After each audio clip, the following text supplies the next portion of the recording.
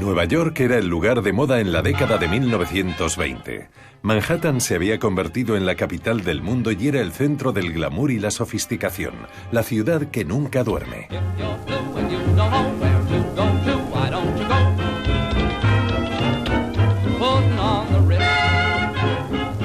En Nueva York, jóvenes radiantes bailaban al ritmo del jazz. Se creaban millonarios de la noche a la mañana.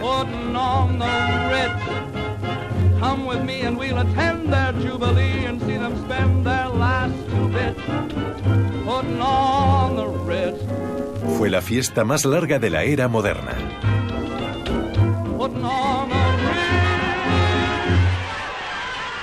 Hasta que la burbuja estalló sin previo aviso. La juerga había terminado. Un terremoto financiero sacudió Wall Street. La historia lo llamaría el crack del 29 o el gran crack, y sería un trauma para la nación. Miles de negocios quebraron. Millones de personas se quedaron sin trabajo. Hombres orgullosos tuvieron que pasar por la humillación del paro y los comedores de beneficencia. Las familias desahuciadas fueron a parar a barrios de chabolas a un paso de los imponentes símbolos de riqueza. ¿Cómo es posible que el país subiera tan deprisa y cayera de forma tan repentina? Que el motor del mundo occidental se paralizara en 1929.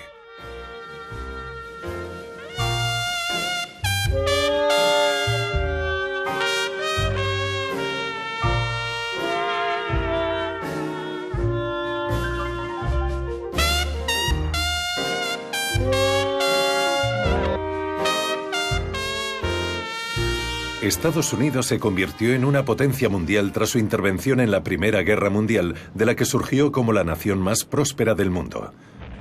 Al principio no había querido entrar en la contienda europea. Como país neutral vinculado históricamente tanto a Gran Bretaña como a Francia, Estados Unidos estaba logrando grandes beneficios con la venta de armas, municiones y hasta productos de avituallamiento a ambos países. Y no solo se enriquecían los comerciantes de armas, los trabajadores también recibían importantes bonificaciones. Además, el gobierno necesitaba una victoria aliada para proteger los $3.000 millones en créditos con los que se estaba financiando la guerra. Para el presidente Woodrow Wilson, demócrata contrario a la guerra, la neutralidad era un dilema. Su preocupación principal era hacerlo más decente.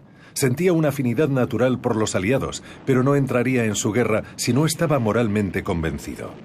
Cuando descubrió que Alemania planeaba ofrecer partes importantes de Estados Unidos a México en caso de lograr la victoria, por fin lo tuvo claro. Estados Unidos libraría lo que denominó la guerra para acabar con todas las guerras.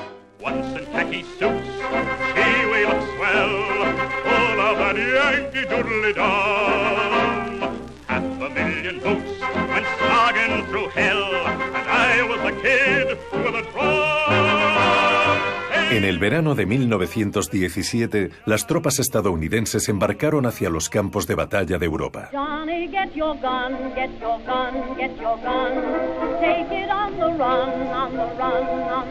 Los campos de Francia, donde los combates eran más intensos, se habían convertido en un atolladero con terribles pérdidas en ambos bandos.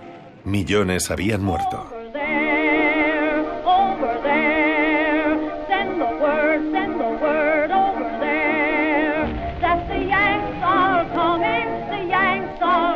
En 2 meses, Estados Unidos enviaría 2 millones de hombres para aliviar a unas tropas aliadas exhaustas. El dinámico empuje yanqui resultó decisivo. Por primera vez en 4 años de amargos combates, los soldados alemanes emprendieron la retirada. El 11 de noviembre de 1918, un armisticio puso fin a la Gran Guerra. Hubo un estallido de júbilo generalizado. El presidente Wilson viajó hasta Francia, donde fue aclamado como un ángel justiciero. El impulso estadounidense en el último momento había contribuido a ganar la guerra salvando la vida de muchos franceses. Sin embargo, en París, donde se iba a negociar el Tratado de Versalles, su plan de paz no tuvo muy buena acogida entre los franceses, cuyas ansias de venganza eran incompatibles con el idealista afán de Wilson de prevenir futuras guerras. A su regreso, Wilson percibió un cambio en el estado de ánimo. Muchos ciudadanos, en particular los republicanos que controlaban el Senado, no querían una participación prolongada en los asuntos europeos. Estados Unidos no ratificó el Tratado de Versalles y la derrota de los demócratas en las elecciones presidenciales de 1920 supuso el fin de Wilson y de su cruzada por la paz mundial.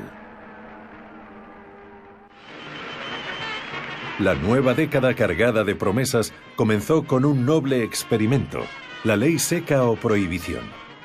Se declaró ilegal en todo el país la elaboración, el transporte y la venta de alcohol, aunque no su adquisición o su consumo.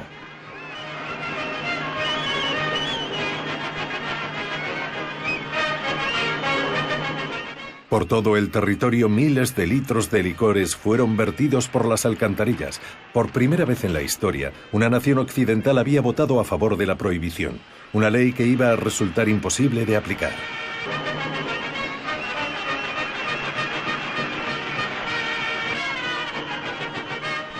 Warren Harding, el nuevo presidente republicano, trató la ley seca de manera muy parecida a como lo hacían sus conciudadanos, apoyándola en público, pero disfrutando de generosos whiskies en privado. Harding obtuvo una victoria aplastante. Su política reflejaba el estado de ánimo de los estadounidenses de la época, sobre todo su pretensión de bajar los impuestos a las rentas privadas y a las empresas. Era un presidente muy popular, pero su criterio era tan fiable como su swing practicando golf. Y los rumores de corrupción en su gabinete empañaron los últimos meses de su presidencia. Murió en agosto de 1923 de un ataque al corazón cuando todavía estaba en funciones.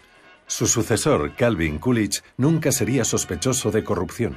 Era un devoto republicano cuyo lema era «El gran negocio de América son los negocios».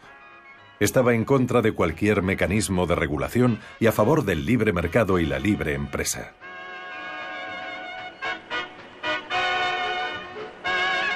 Coolidge, además, era un presbiteriano temeroso de Dios que estaba convencido de que el propio creador era capitalista y que trabajar en una fábrica era una muestra de veneración. Un perplejo periodista lo apodó el puritano de Babilonia. Sin embargo, desde el primer momento en que pisó la Casa Blanca, demostró que era un puritano muy laxo. Arquetipo del republicano de la época, ejerció la presidencia durante el periodo de prosperidad más espectacular en la historia de una nación. He aquí algunas de las razones por las que pretendo reducir el gasto público.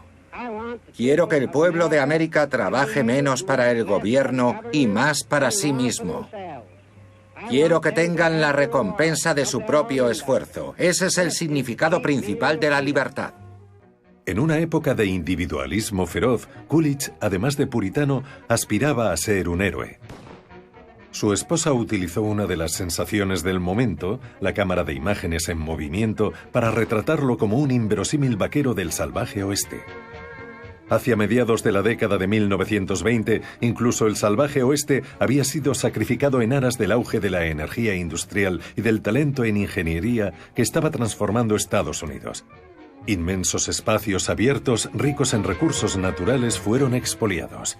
Las ciudades eran bulliciosas colmenas comerciales. Barcos cargados de inmigrantes proporcionaban mano de obra barata en el que ya era el país más rico del mundo. Sus créditos de guerra a los aliados habían aumentado con los intereses hasta 12.000 millones de dólares. Casi todas las naciones del mundo occidental tenían dinero de Estados Unidos. Estados Unidos era ahora una potencia industrial, y el gigante de los fabricantes era un ingeniero llamado Henry Ford, que llevaba fabricando motores desde la década de 1890. Él creía que un día habría un automóvil familiar en cada casa. Y el sueño se hizo realidad cuando inventó una versión moderna de la línea de producción en serie, una interminable cinta transportadora en la que ejércitos de obreros montaban vehículos a motor idénticos pieza a pieza. Cuanto más crecía el número de automóviles, más bajaba su precio.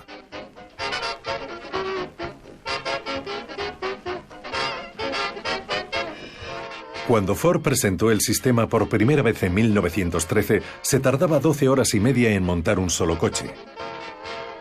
A finales de los años 20, cada 24 segundos salía un modelo T de su fábrica.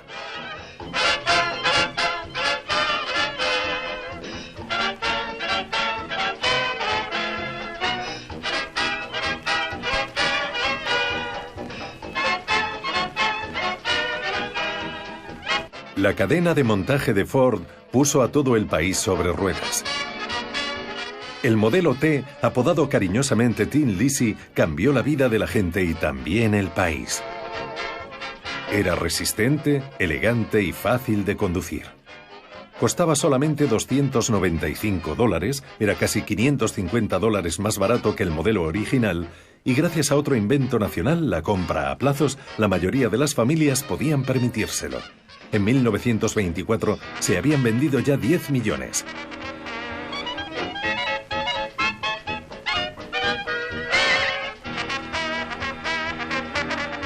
La industria del automóvil estaba teniendo una repercusión enorme en la economía estadounidense. Inspiró el crecimiento más rápido de la historia en construcción de carreteras. En una década, las pistas polvorientas de todo Estados Unidos habían sido sustituidas por carreteras asfaltadas. Se instalaron gasolineras en miles de localidades y los beneficios de la industria del petróleo crecieron de forma espectacular.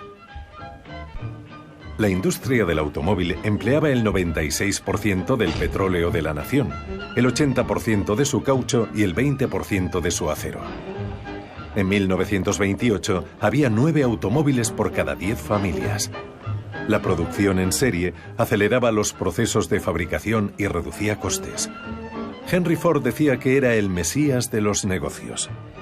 Un Mesías que, como era lógico, vestía trajes producidos en serie, ya que las sastrerías habían sustituido las prendas a medida por los conjuntos fabricados en todas las tallas y para todas las edades y presupuestos.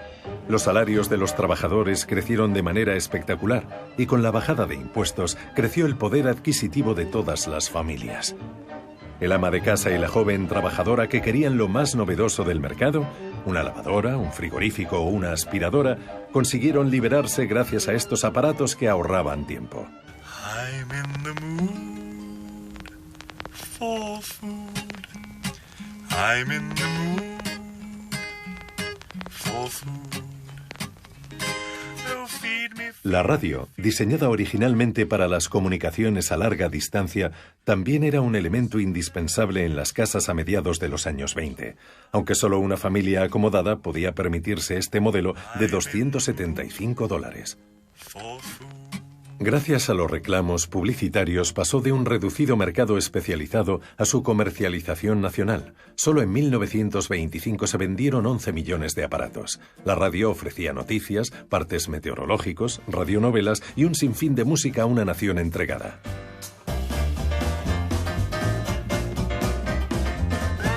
Igual que la radio, el gramófono representó una nueva forma de libertad.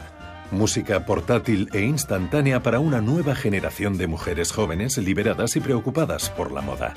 Era la generación de las flappers, como se hacían llamar por su forma de bailar. Ellas marcaron el tono y el estilo de toda la década.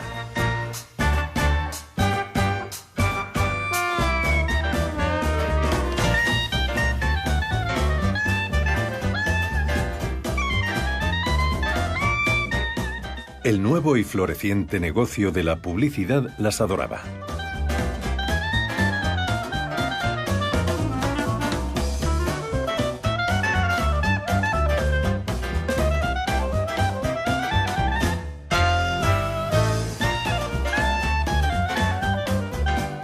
A una flapper le gustaba mucho la nueva música, el jazz, que los más conservadores llamaban decadente. Vestía faldas escandalosamente cortas y sombreros descarados. Se sabía todos los bailes de moda, como el charleston. Y pensaba que podía comportarse como le viniera en gana, lo que incluía cortarse la larga melena para llevar un corte masculino. Las fiestas salvajes que duraban toda la noche eran su hábitat natural.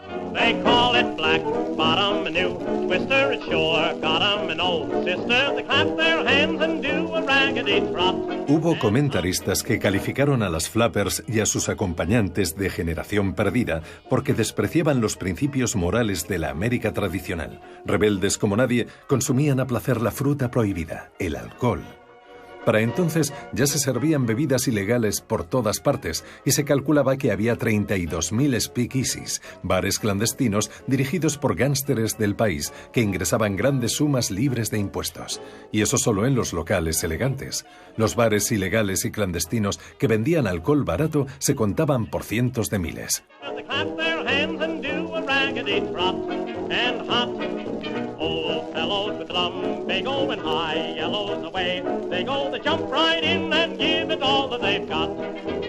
El hombre que más beneficio obtuvo de la sed de la nación, aquí aparece viendo correr a su caballo, fue Al Capone, un gran gángster de Chicago.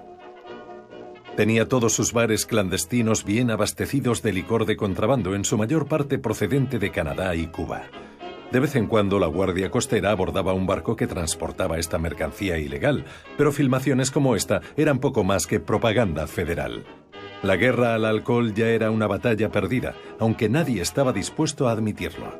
Y menos que nadie, un apasionado lector de la Biblia procedente del Medio Oeste, cuyo hijo predilecto era un predicador de fuego y azufre llamado Billy Sunday, quien aborrecía el alcohol, pero amaba el dinero.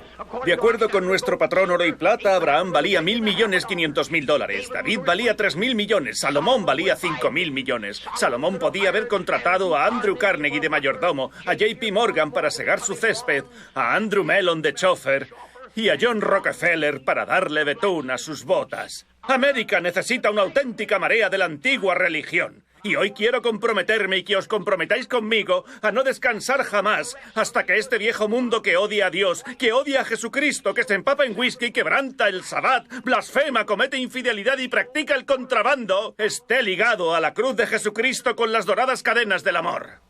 Esas doradas cadenas del amor, por supuesto, no se encontraban en los estados del sur. Allí todas las clases de ambos grupos raciales no disfrutaban de la radiante prosperidad del norte.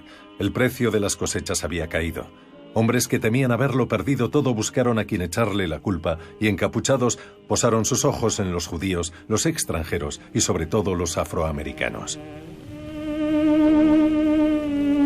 En un momento en el que Estados Unidos era admirado en todo el mundo por la vitalidad de sus libertades y por su manera de ayudar a los pobres y hambrientos de Europa, apareció un ejército siniestro de racistas blancos que se hacía llamar Ku Klux Klan, recorriendo la capital de la nación sin que apenas se alzara una voz en su contra.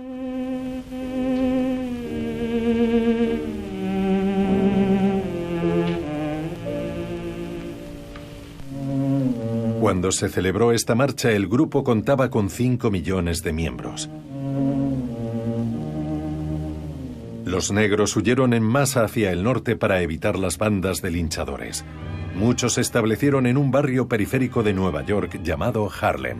Have you seen the well-to-do upon Lenox Avenue, on that famous thoroughfare with their noses in the air, high hats and colored collars, white spats and $15, spending every dime for a wonderful time? If you're blue and you don't know where to go to, why don't you go where Harlem flits, putting on the Ritz.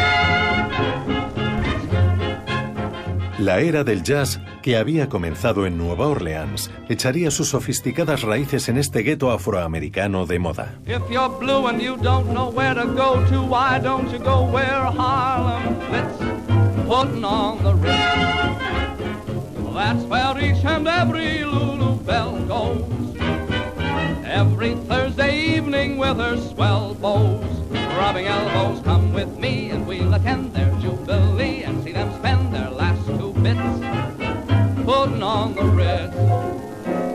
La mejor música del momento llegaba hasta los hogares estadounidenses a través de un nuevo medio, la radio, y sus ritmos resonaban alegremente por todo el mundo.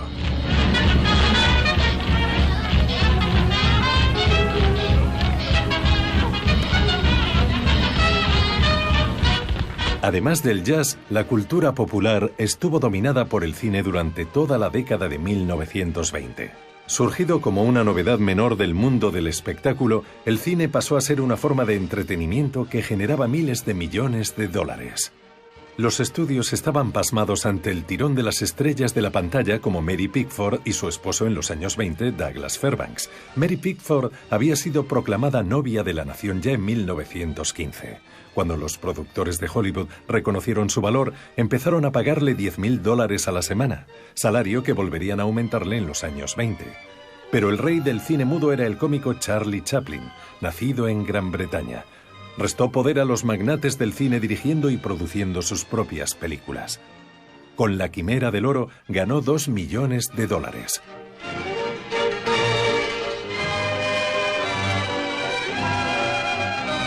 Rodolfo Valentino, el amante latino, derritió los corazones femeninos en su papel de El Caíd.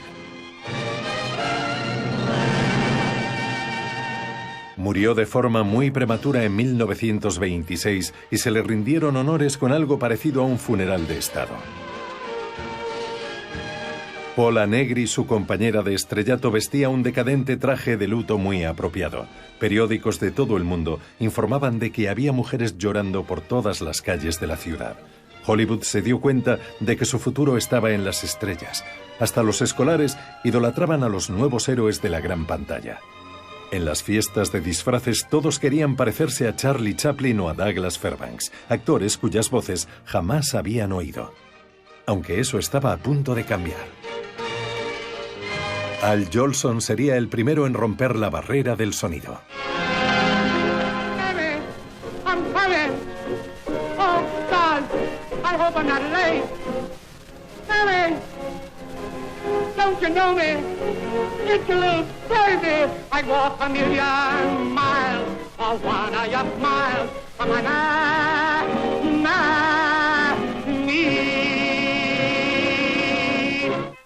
El cine sonoro llegó de la mano de la mayor estrella de vodevil del momento con una película llamada El cantor de jazz.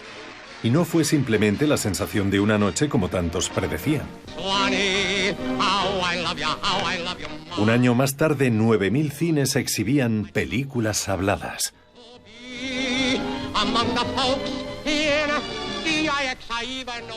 Sin embargo, el héroe de carne y hueso más afamado era Charles Lindbergh, quien había soñado desde siempre con cruzar volando uno de los mayores océanos del mundo, y no tardaría en ganarse el corazón de todos los estadounidenses. La primavera de 1927 había despegado de Nueva York en un inestable monoplano llamado Espíritu de San Luis, con la intención de ser el primer aviador en cruzar el Atlántico sin escalas y ganar un premio de $25,000. Se perdió de vista durante 33 horas, mientras millones de estadounidenses seguían su periplo por la radio y los periódicos.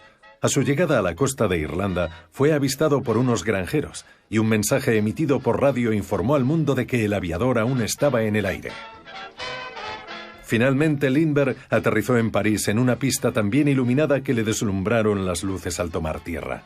Su repentina fama simbolizaba el espíritu de la época, y gracias a su ejemplo, el mundo de la aviación abriría la puerta a modernos y apasionantes adelantos.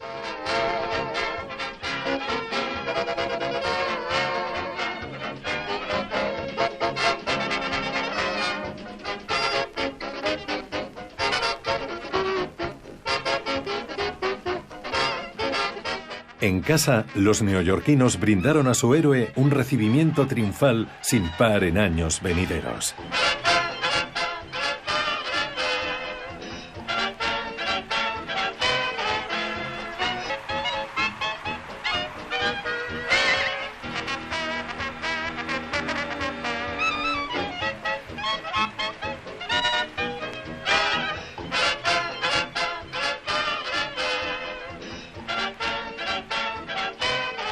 Ruth Elder, mujer piloto con el aspecto de una estrella de cine, soñaba con emular a Lindbergh.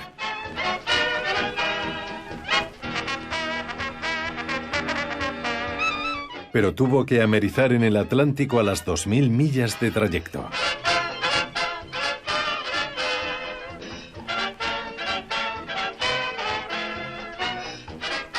Las mujeres piloto, aviatrices como las llamaban, habían conseguido abrirse paso en un mundo masculino y desafiaban a los hombres en los máximos niveles. En la cima de las celebridades junto con Lindbergh estaba Babe Ruth, el jugador de béisbol más dinámico de la época. Era como un pavo hinchado de piernas delgadas que cada año se superaba a sí mismo. Con sus 60 home runs para los Yankees de Nueva York la temporada de 1927, estableció un récord que perduraría más de 30 años. Cobraba $52.000 al año, el triple que su rival más cercano. Pero el deportista más importante de la década de 1920, por su gran poder de seducción, fue el boxeador Jack Dempsey. Protagonizó 2 dramáticos duelos con el guapo Gene Tunney. Los llamaban La Bella y la Bestia. Sus 2 combates con récords mundiales de audiencia generaron recaudaciones en taquilla de millones de dólares. Dempsey perdió ambos combates, pero como tantos estadounidenses en los años 20, hizo una fortuna. Sin embargo, en una década hambrienta de nuevos héroes, como deportista estaba acabado y se retiró en 1929. Tal vez el gigante del deporte más popular de los años 20 y alguien diferente a todos los demás fue Bobby Jones, el genio del golf que nunca jugó por dinero. No dejó de ser amateur en toda su brillante carrera y no le interesaba nada la fama. Ni siquiera parecía interesado en ganar. Simplemente lo hacía un año tras otro en Estados Unidos y en Gran Bretaña con un swing tan sublime que se le podía poner música.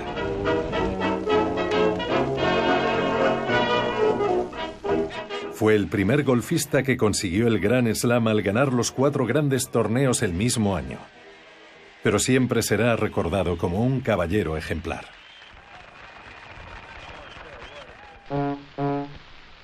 Henry Ford era el gran empresario del momento, pero también era demasiado despiadado en el triunfo para ser un caballero. Tenía cada vez mayor competencia de General Motors y Chrysler, y aunque había vendido ya 15 millones del modelo T, en 1927 las ventas estaban cayendo y ya se veía como anticuado. Solo se fabricaban los de color negro. Pero pronto un nuevo automóvil iba a revolucionar las calles. Henry Ford venció a la competencia con una versión mejorada del entrañable Tin Lizzie, el llamado Modelo A. Sin embargo, había actuado como un tirano para conseguirlo, dejando a 60.000 obreros sin sueldo durante 60 días mientras construía una nueva fábrica. Lay off, people, lay off, folks. None of your sarcastic jokes, 'cause Henry's made a lady out of Lizzie. Have you seen her? Ain't she great? She's something you'll appreciate. I'm sure you understand just what I mean. Why, everybody, everywhere is falling for her now. I'm talking about the new Ford, and boy, she is a wow. Lay off, people, lay off, folks. None of your sarcastic jokes, 'cause Henry's made a lady out of Lizzie. She once had rattles in her wheel, but now she's full of sex appeal, 'cause Henry's made a lady out of Lizzie. El Modelo A fue otro éxito de ventas. El crédito fácil permitió a los automovilistas sustituir su Tin Lizzie por el modelo nuevo. A esas alturas de la década, prácticamente todos los coches se vendían a crédito y prácticamente todo el mundo estaba endeudado.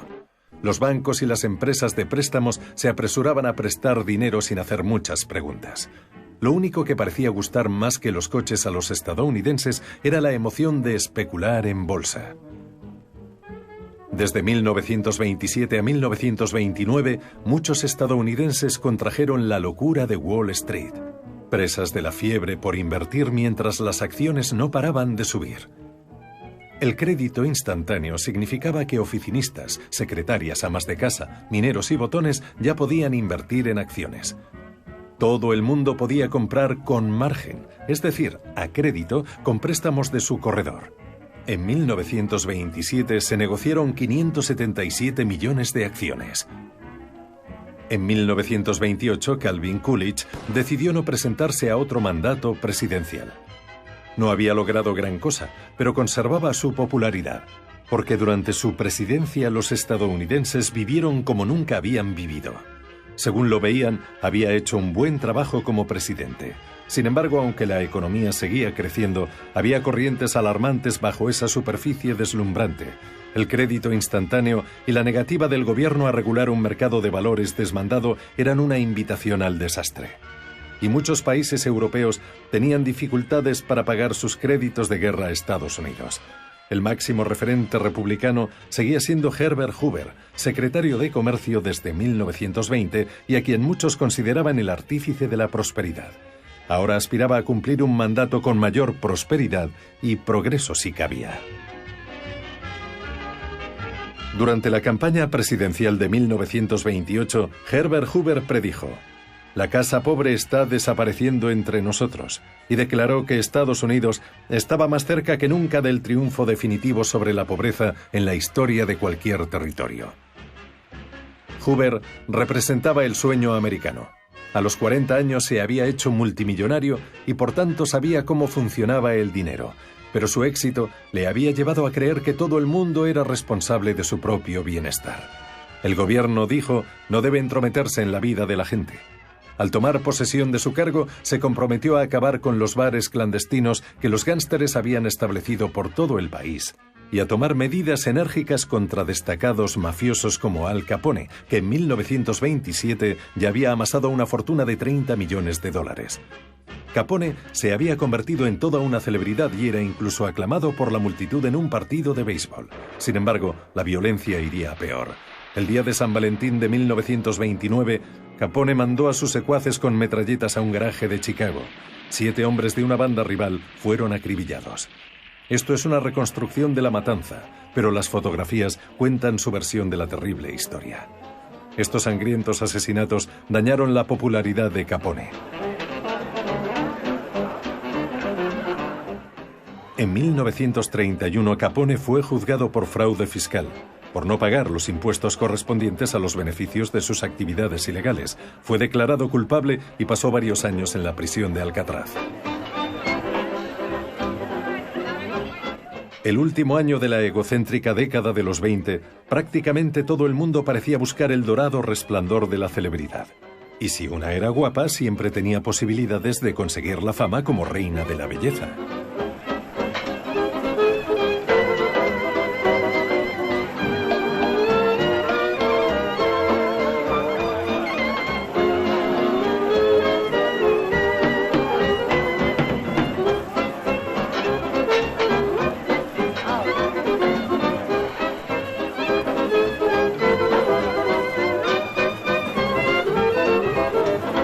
Era una época en la que los logros triviales se equiparaban a los grandiosos, como los altísimos rascacielos de Manhattan.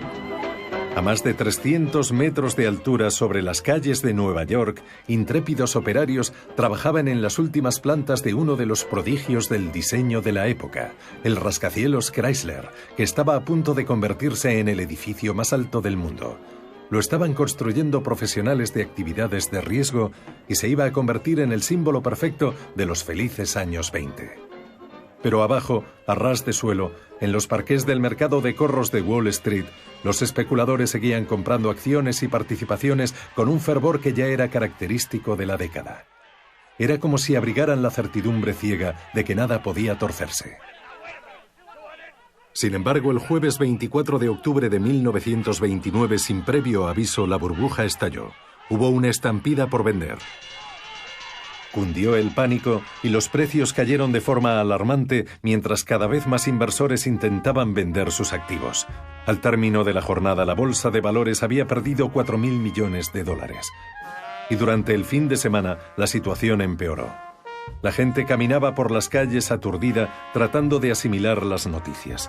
Muchos corredores que habían vendido participaciones con margen habían pedido créditos a los bancos para adquirirlas y ahora los bancos reclamaban su dinero.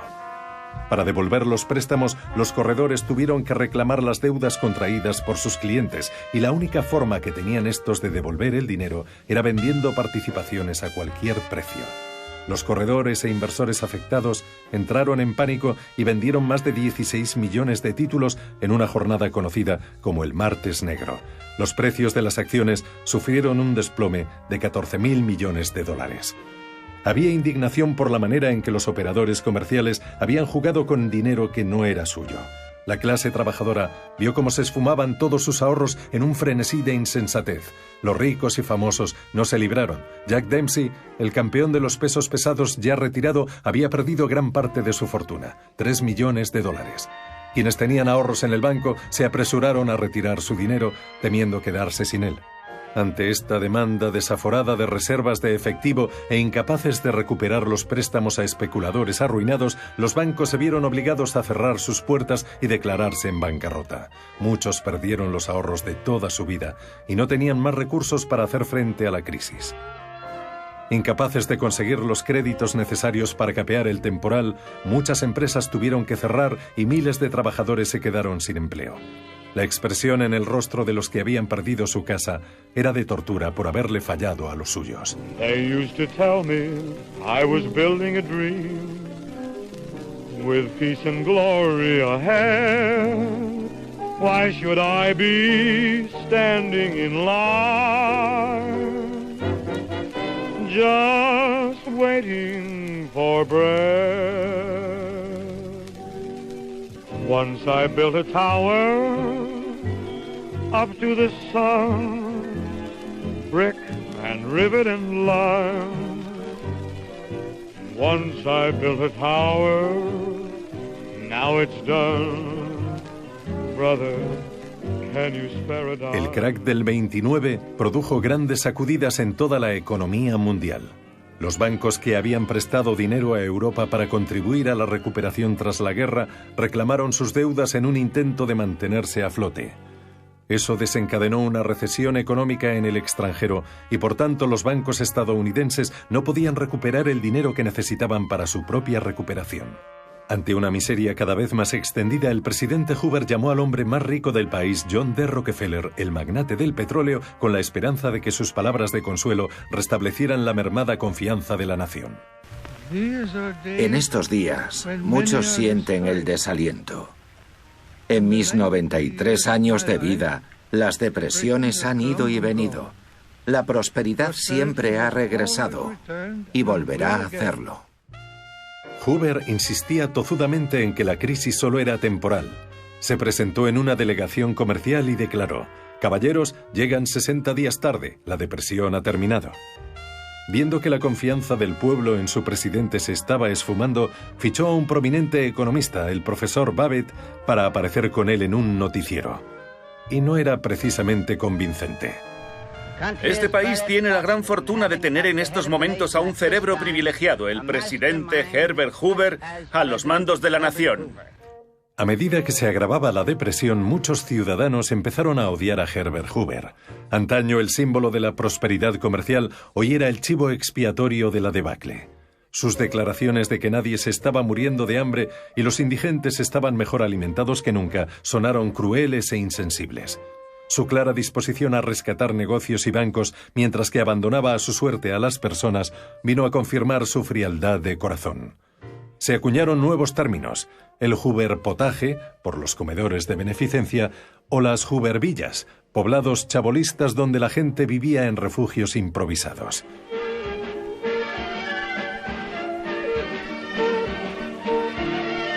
Parejas de jóvenes desesperados se apuntaban a extenuantes maratones de baile en los que la pareja ganadora se llevaba a casa un premio en efectivo.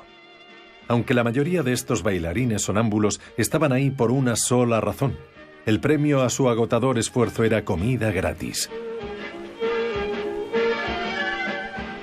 El país más rico del planeta era incapaz de alimentar a todos sus ciudadanos.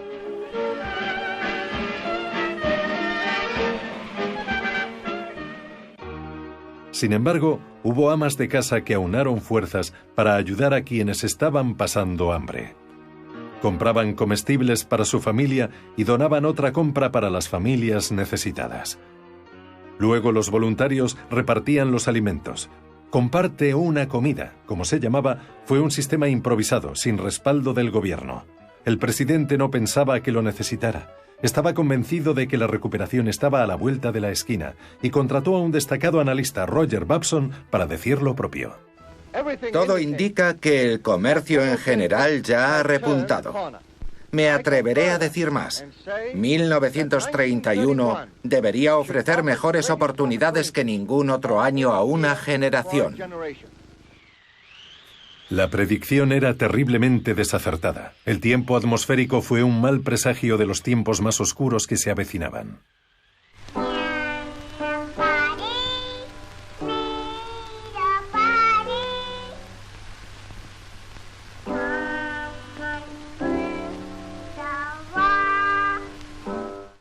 Cruzar el centeno era un símil de atravesar malos tiempos.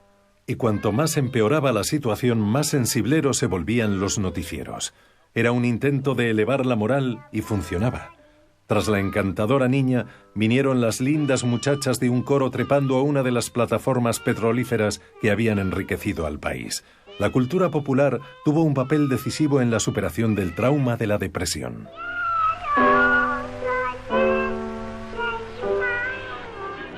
La forma de entretenimiento más popular de la década era el cine. La mayoría de los estadounidenses veían al menos una película a la semana y el número semanal de espectadores solía alcanzar los 100 millones. Las 5.000 películas filmadas durante los años de la depresión transportaban al espectador a un mundo en el que prácticamente no existían los momentos difíciles. Los noticieros recordaban a los estadounidenses que por sombrío que pareciera el porvenir, ellos seguían siendo los mayores triunfadores del mundo. A pesar de la Gran Depresión, el ingenio estadounidense continuaba su progresión. El Empire State Building pasó a ser el edificio más alto del mundo y prosiguió la construcción de grandes transatlánticos. A 120 kilómetros de la Estatua de la Libertad. Como debido a la ley seca no se podía botar el barco con champán, prepararon un cóctel con aguas de los 7 mares del mundo.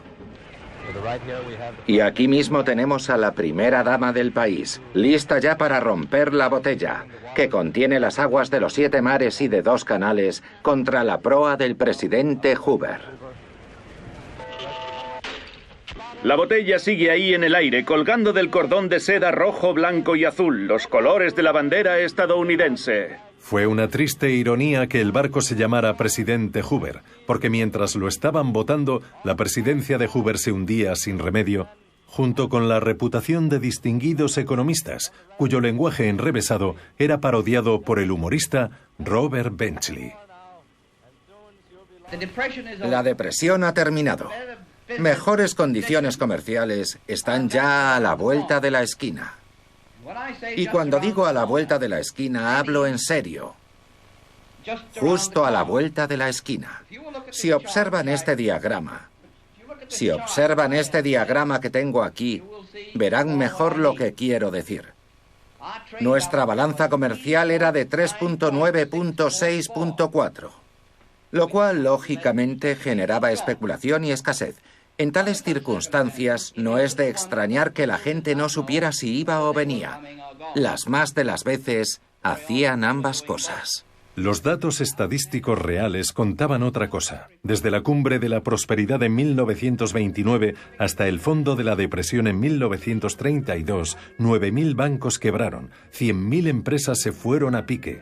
La renta nacional se había reducido a la mitad, de 80.000 millones de dólares en 1929 a 40.000 en 1932. El paro creció desde el 3,2% hasta el 25%. Al menos 1 de cada 4 trabajadores fue despedido. La violencia estalló en las ciudades. Grupos de desempleados atacaban a las autoridades locales por no recibir ayuda suficiente de la beneficencia. Hubo revueltas por los alquileres y marchas contra el hambre. Pero fueron los veteranos de guerra quienes protagonizaron la protesta más sonada y también más trágica. En el verano de 1932, el Ejército de los Bonos, agrupación improvisada de 15.000 veteranos de la Primera Guerra Mundial sin empleo, hizo autostop hasta Washington para exigir el pago inmediato de los bonos cuya distribución estaba prevista para 1945. Fuimos héroes en 1917, ahora somos mendigos, comentaba amargamente un veterano. Cuando los manifestantes volvieron a su campamento, Hoover desplegó tropas antidisturbios dirigidas por el general Douglas MacArthur con la asistencia del comandante Dwight Eisenhower para despejar la zona. En los enfrentamientos, más de un centenar de manifestantes resultaron heridos. Las cámaras del noticiero grabaron el espectáculo profundamente alarmante de los soldados disparando contra sus conciudadanos. Los veteranos volvieron más tarde y subieron en tromba las escaleras del Capitolio coreando: «Demostremos que somos americanos». La popularidad de Hoover cayó todavía más. A finales de 1932, el electorado al fin perdió toda la confianza en él y una mayoría abrumadora votó a favor de Franklin Delano Roosevelt. Era el fin de 13 años de mandato republicano. El 4 de marzo de 1933, Roosevelt juró su cargo de presidente de los Estados Unidos de América. Toda la verdad con franqueza y valentía. Roosevelt convenció a la población de que la depresión podría superarse y dejó un grito de guerra memorable a la audiencia de toda la nación. Permítanme manifestar mi firme convicción de que lo único que hemos de temer es al temor mismo. Debe haber una supervisión estricta de todas las operaciones bancarias, créditos e inversiones. La especulación con el dinero de los demás tiene que acabar ya. Su primera medida fue tomar las riendas de un sistema bancario que estaba fuera de control. Cerró todos los bancos del país durante 4 días mientras sus cuentas eran examinadas. Solo se permitió la reapertura de los que tenían las cuentas en orden y abundante dinero en efectivo. Permítanme dejar claro que todos los bancos se harán cargo de todas las necesidades. El 12 de marzo, en la primera de sus charlas junto al fuego, Roosevelt se dirigió al pueblo estadounidense para asegurarle que ahora los bancos eran seguros y que ya no tenían motivos para retirar sus ahorros. Cuando los bancos volvieron a abrir la semana siguiente, el dinero depositado superó al retirado antes del cierre. La crisis bancaria había terminado. El fantasma del miedo pronto desaparecerá. Después, firmó la entrada en vigor de la ley que pondría fin a la ley seca en todos los estados de la nación. El noble experimento claramente había fracasado. Había favorecido el auge de la delincuencia y más de la mitad de la nación quebrantaba la ley de forma habitual. La Administración de Recuperación Nacional, el programa de ayuda de Roosevelt, era el eje de su estrategia a largo plazo para aliviar el sufrimiento causado por la depresión, haciéndose cargo del bienestar del pueblo y creando empleo. La Casa Blanca fichó al cómico de Hollywood Jimmy Durante como excéntrico portavoz. You've got a president now. He gave the land a new deal. You hold the cards, now you deal. You put shoulders to the plow. He gave us what we asked for, now pay him back somehow. Step out in front, get back of the president, and give a man a job. If the old name of Roosevelt makes the old heart throb, you take this message straight from the president and give a man a job. Now listen to me, everybody. Step out in front. Get back of him. Get back of the president and give a man a job. You know he bought a front. You know that. I know it. So step out and give a man a job. You know who's in back of this in the NRA? No? Well, I'll tell you. And when I do, it'll give you heart a throb. You take this message straight from the president and give a man a job. Les he hablado de nuestro trabajo lento pero seguro en pos de la construcción de nuestra recuperación común. En los compromisos que contraje ante ustedes dejé 2 cosas claras. Una, que no les prometía ningún milagro.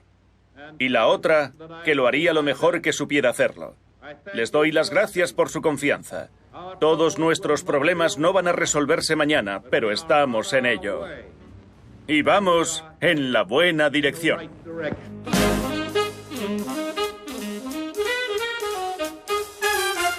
Franklin Roosevelt no iba a encontrar inmediatamente una solución a la Gran Depresión, pero con la fuerza arrolladora de su personalidad supo infundir esperanza y dar estabilidad a un país afligido.